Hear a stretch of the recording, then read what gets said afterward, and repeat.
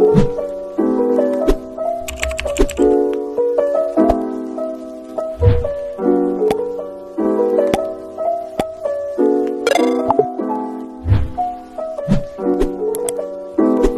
guys, welcome to my YouTube channel.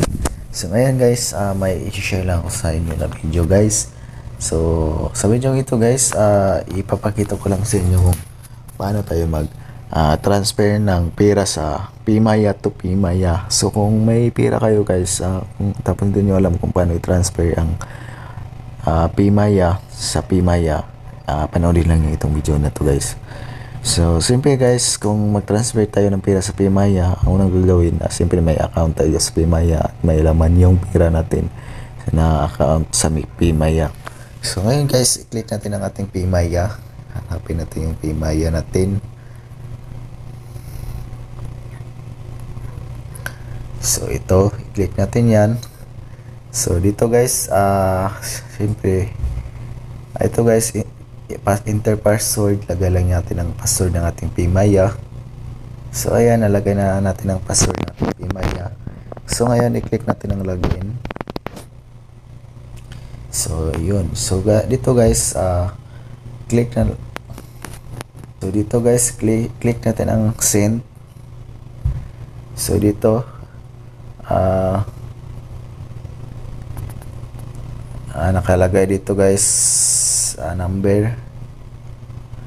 Ilagay lang natin ang number dyan ng ating PMaya na pagsinda natin. Dito guys, amount, magkano yung isi-send natin.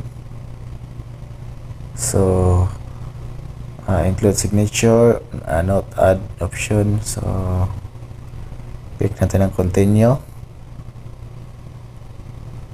Dito guys, confirm transaction, 87, source wallet, ito yung number natin, tapos destination, ito yung number natin ng isi-send natin. So transaction fee, wala pong bayad, basta PMaya to PMaya. Pero pag PMaya to GCash, PMaya or PMaya to, papunta sa mga bank account, may bayad po siya o free charge na 15 pesos. So yun, may bayad siya na 15 pesos guys. Pero pag PMaya to PMaya, wala po siyang bayad, zero po. So ayun, so i-click na natin ang send money. So one time pin, please enter one time pin. So ayan, yun yung one time pin, click na verify. So ayun, you have successful send.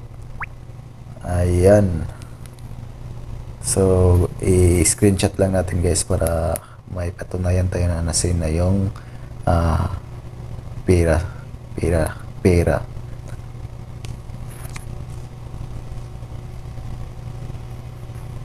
Ayun, tapos view receipt, gusto nyo i-view yung receipt. So ito yung receipt guys. Transaction details, ayan. So screenshot natin. So ayun, yun lang po ang gagawin nyo guys, paano mag-send na pera sa PMaya to PMaya. Dito lang po nagtatapos itong video guys, at thank you for watching.